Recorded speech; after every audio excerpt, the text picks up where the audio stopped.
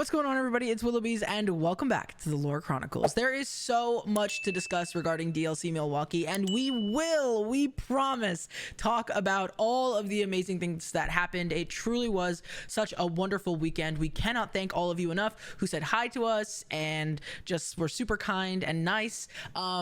We are going to talk about it. We will talk about the recap. There are amazing things that happened this weekend. So many highs. But something interesting to come out of this weekend that we wanted to just record quickly to have something up is a little bit of breaking news regarding the use of foils, cold foils, enchanteds, etc. in your deck. We saw a really interesting ruling from or for our previous world champion DKP, and something that happened with his deck. So we're going to talk all about that, what that might mean for the future of Lorcana, and kind of just get into all of the nitty gritty of that. So hopefully you guys enjoy the video, and we will talk more about Milwaukee after this.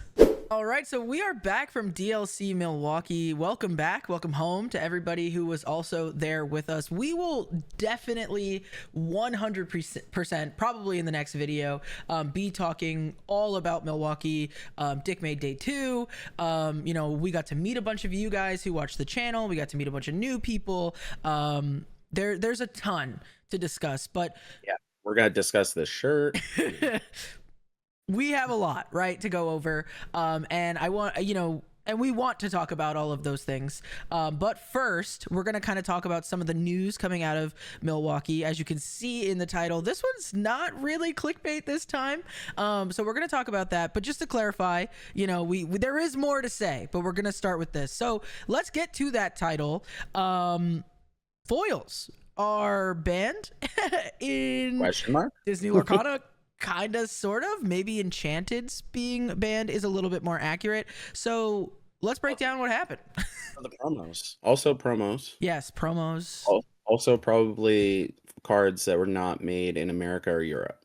Yeah, so there's a lot, because all of those cards that we just listed are made by Ravensburger. So what are we talking about? Let's look at it. All right, so I've got the tweet pulled up here. Our world champion, the first ever Lorcana world champion, Din Kang Pham, tweeted, and he said, I made it 10-1-1 top cut locked, right? But then he said, story time, 2 things happened.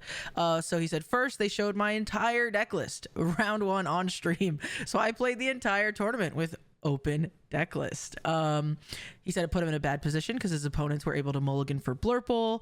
All of his Blurple opponents knew that he didn't run Iago, so they inked Hypnotic Strengths right away without holding on to them. So he said, though, he made a joke saying that, he ran basically a one-trick deck the whole time, so everybody knew he was on red blue then. But still, I think that's interesting, and maybe we can talk a little bit about that. But the biggest thing is, too, he said, after a long deck check, they told me that my enchanteds are not okay. Not a single card was trackable, but a big stack of enchanteds, I'm assuming, not okay. And then he said, then they told me they can provide proxies, which is in quotes, that are legal for this DLC. And the result is, as we can all see in this picture, looks like a piece of paper that they put over. Oh, okay, a sticker, sure, piece of paper, whatever, and it just says how much the card costs, and the name of the card. I don't even think it has the ability text on the card. Right. And then he said, overall, I'm not happy about the entire solution. It should have been all enchanteds at least. I don't know if I'll continue playing enchanteds after this. Let's lock in for top cut. So before we kind of throw it to you, I want to clarify here. Looking at the picture, we can see, 2 of his Into the Unknowns enchanteds were able to stay. 2 of them got subbed out. It looks like a second star to the right got subbed out, but one of them was able to. Perfect sense. What? Sorry, you're gonna cut it. You're gonna throw it to me, but this makes perfect sense. Okay, so yeah, so I'm just explaining what's in the picture. Yeah. Same thing to the bells, right? 3 of the bells, and then 1 of them is not, and then finally, the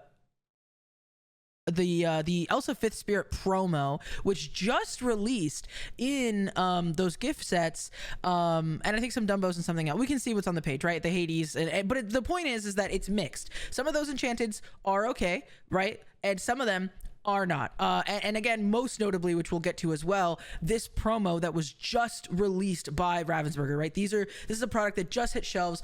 People are buying to put them in their deck. So I'm going to throw it to you. Break this down for us. What does this mean kind of for the future of, foiled out decks and max rarity decks? Okay, so first of all, people were saying that DKP got special treatment because he didn't get a penalty. It's because like he didn't know if an enchanted you could cut to it. He didn't know which enchanted you could cut to. Like half of his deck was enchanted, right? The people that did end up getting penalties had like 4 Elsas in their deck and 56 regular cards, right? So obviously if you could cut to the Elsa every time, that's actually a marked card. So coming from Magic, I will never ever play with foils because the general rule in Magic, which wasn't in the rule book, it was just the known rule: all foils, no foils, or funny enough, 50% foils, 50% non-foils. Okay, because and this is why it makes sense that they like left half of them in. Well, you don't really have an advantage if half of your Hades are regular and half are enchanted. If you want to cut to a Hades every single time, uh, you know, you only have half of them available, and you could accidentally cut to a Bell, a Finder's Keepers, an Into the Unknown, an Elsa. You have no clear advantage other than this is probably a good card because it's enchanted. So it kind of makes sense that they left everything in. I understand why they like left half of the stuff in, but yeah, they probably should have just taken it all out just because this is also a confusing mess. Another thing is, why didn't they let him go get the cards? Like it took 15 minutes to issue all these proxies. Robert was there. Right. Okay. Like Robert had all of these cards. Who's in Robert for the regular people at version. home? His team owner. Yeah, so the owner of world class cards. So if anybody's gonna have all these cards readily available, it's the owner of the team. Yeah. So the problem is, again, like if you have half of your deck foil and non-foil, then that's technically okay. Again, it's not in the rule book, so you can't like quote this video if you got in trouble, but that was always the case in Magic. And since you've known me, I think you know that as soon as I get a foil, that thing's gone. As soon as I get enchanted, that thing's gone. Right. Because I will not play with them. I don't want to risk it. And now, so Dan and Scott, they only play with foils, which is perfectly fine. And I'm thinking about all of the events that I've borrowed cards from them, and it was my only foil in my deck, and like how much I was unknowingly risking because I did not think this game was cracking down this hard. Yeah. Honestly. Yeah. I have watched so many people play max rarity and have never thought anything of it.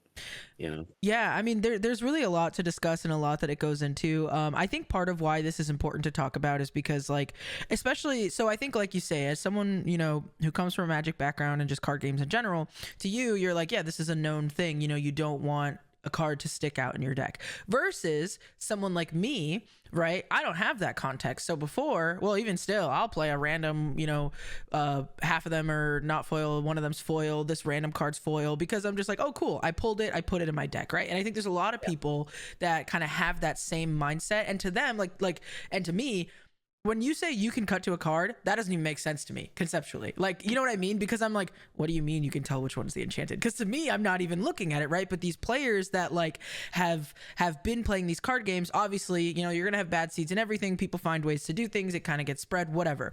So I think this is what's interesting, at least from the newer player perspective of this, is like, what about people like me that like, oh my god, I pulled a Hades Enchanted out of a random pack, or the only 2 boxes I bought this set, I'm playing Blurple, I would love to run this card in my deck.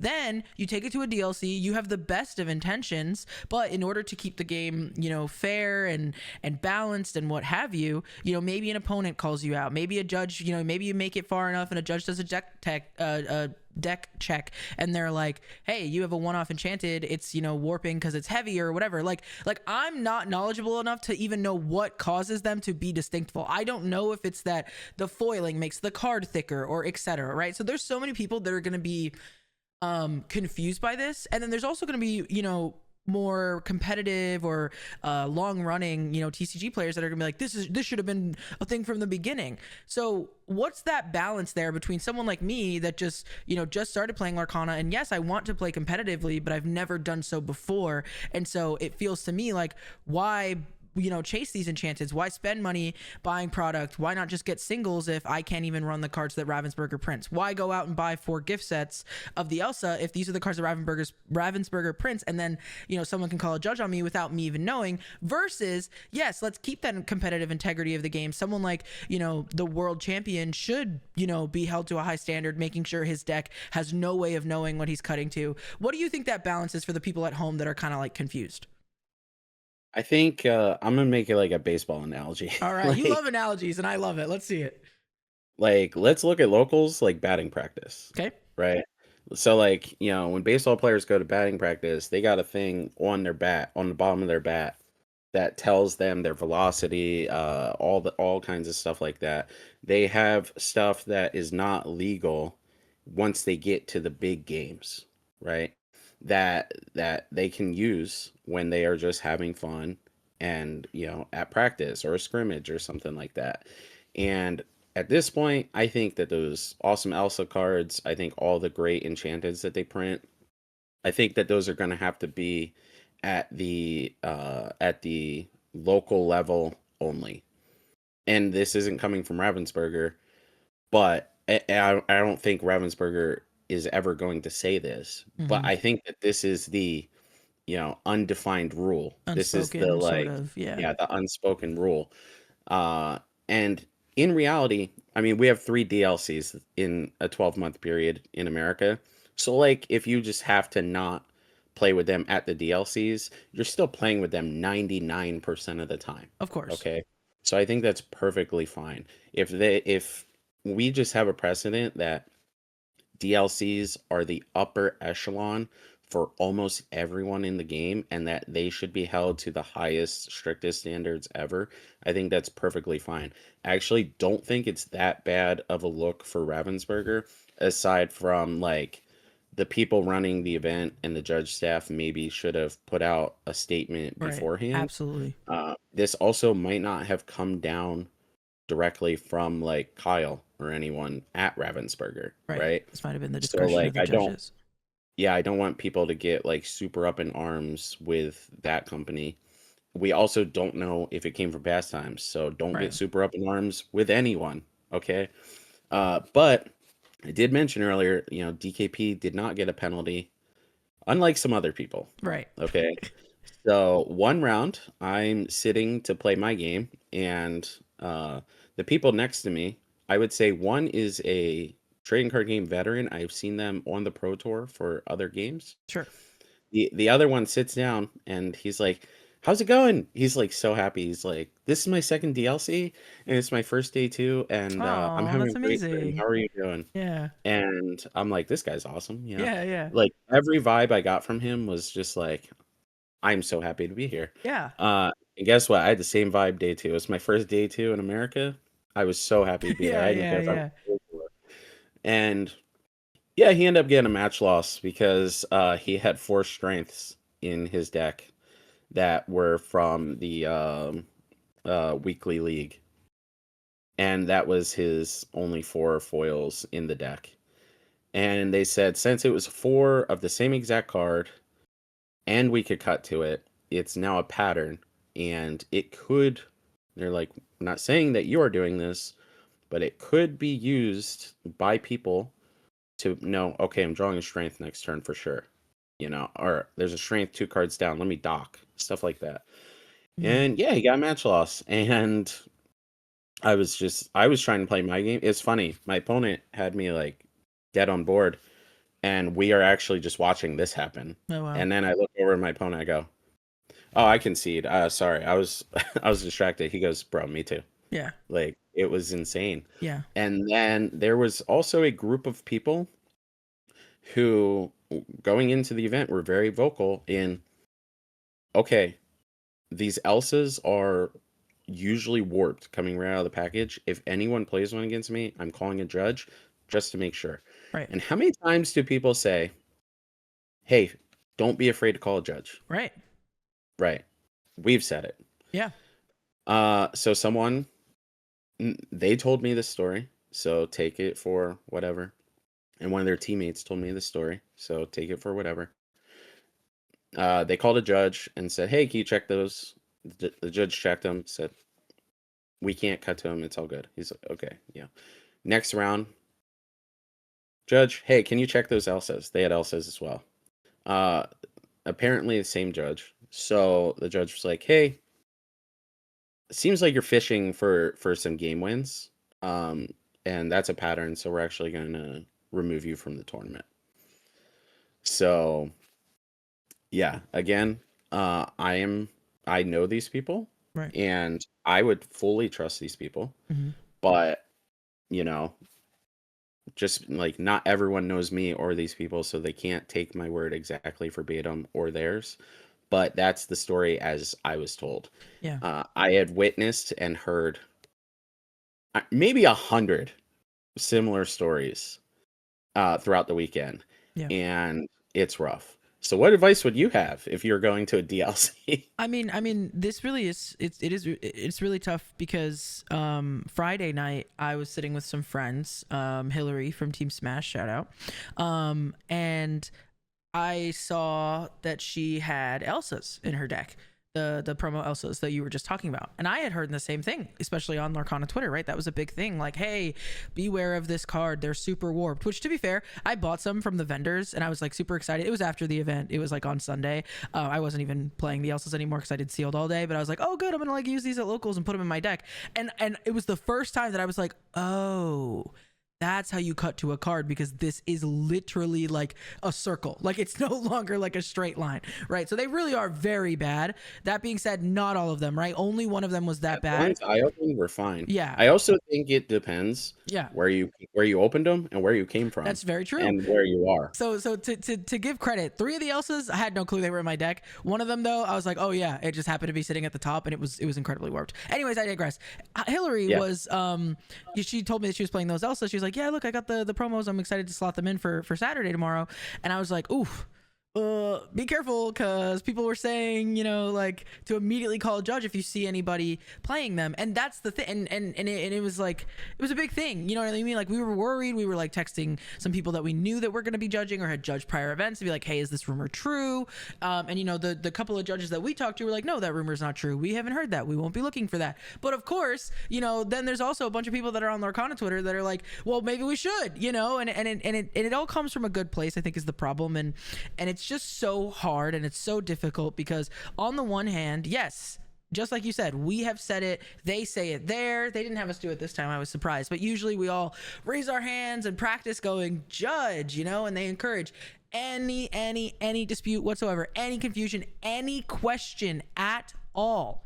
Just raise your hand and call the judge, right? And so for it to be taken as, hey, we're going to escalate this, we think this is a pattern, without, and I mean, you have to use your discretion as a judge, but without necessarily like proof of that, right? Like, if someone is just saying, because I thought I was supposed to do it too. I didn't end up doing it, but I also thought that that was what we were doing before we had like found out with Hillary. I had opponents that had them, and I was just like, oh, whatever. Yeah, like I was like, I don't know, is this what we're doing? Or if they are cheating. And I was like, is this what we're doing? We're raising hand, calling judge, right? So that's the thing, is I think, like, in this example, or if this were to happen to somebody, right? You don't have to take our word for it. If this were to happen to somebody, that judge needs to be able to discern what's the precedent. Are they pushing for it? Are they like, are you sure? Can you check it again? I want to appeal. That feels more like, okay, nothing's happened. They can't cut to it, and I'm still fighting for it. But if someone's just like, hey, do you mind checking? Okay, we're all good. Great. Let's play the game. I don't see why that's something that needs to be escalated.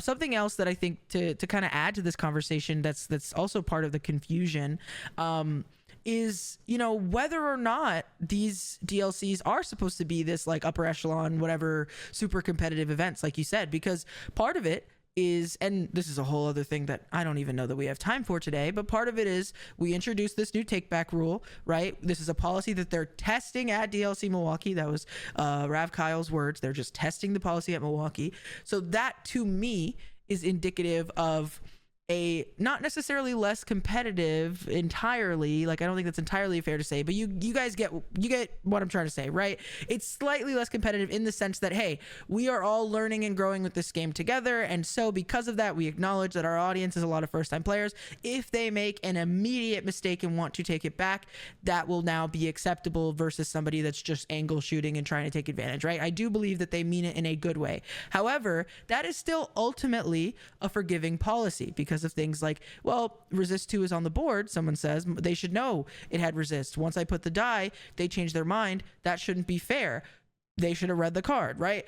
Versus, We'll have to make a whole yeah, video we'll have to about make a whole video. I'm setting up this example to say, you know, Ravensburger setting the precedent that at least for Milwaukee, hey, even though it said resist on the card, if they want to take it back, they can.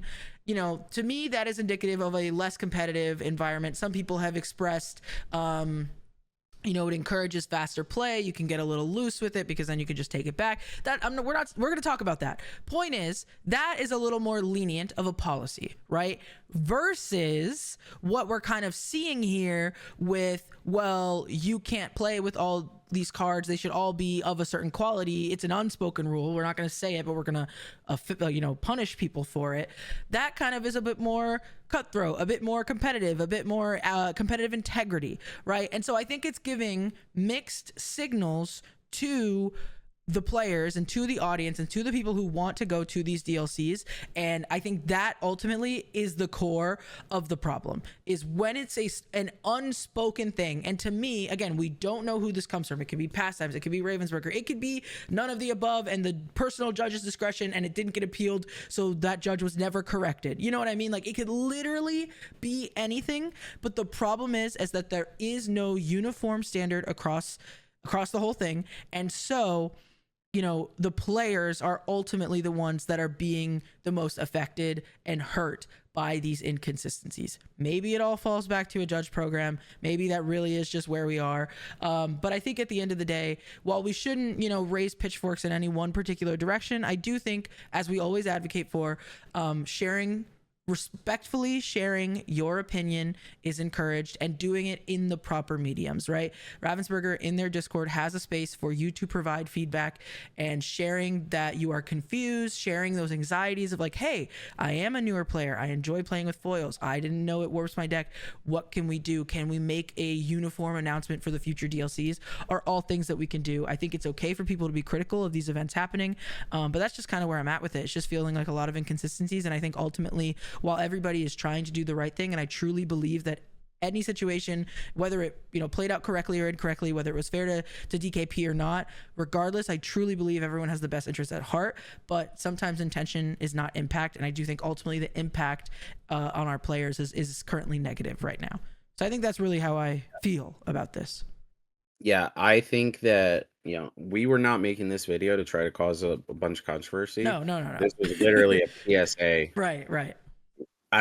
We met a lot of people this weekend that, like, it's their first card game, and that they liked our dynamic because it's your first card game. Right. So this is really just a PSA that, like, hey, coming from me who's played card games for a long time, just don't put them in your deck, and don't even put like a few foils. This also comes down to the fact that, like, these are not pulled foils, and a lot of people don't even know the difference. Like, the cold foiling process. Yeah, the cold foiling process, it costs more money, but the cards, like, basically never curl up. Yeah. Whereas these are now traditional foils, which, like, hold onto humidity or lose humidity and stuff like that. Which, again, like you said, depending on where you live, is going to change how your cards curl, you know? I mean, yeah, I had a video on TFM's Instagram where I sat in a car for an hour, and one card had no effect and the other one looked like a Pringle. Yeah. So, yeah. And then what's it called? Yeah. I just want to say, you know, just don't put them in your deck. Also, I do have advice. If you are going to call a judge, okay, for one, you can walk away from the table. If you call a judge over, you say, hey, can I speak away from you? Can I speak with you away from the table? For two, there's certain ways that you can word things, right? You could say, hey, I think my opponent's cheating. That's not a great way to word things, right?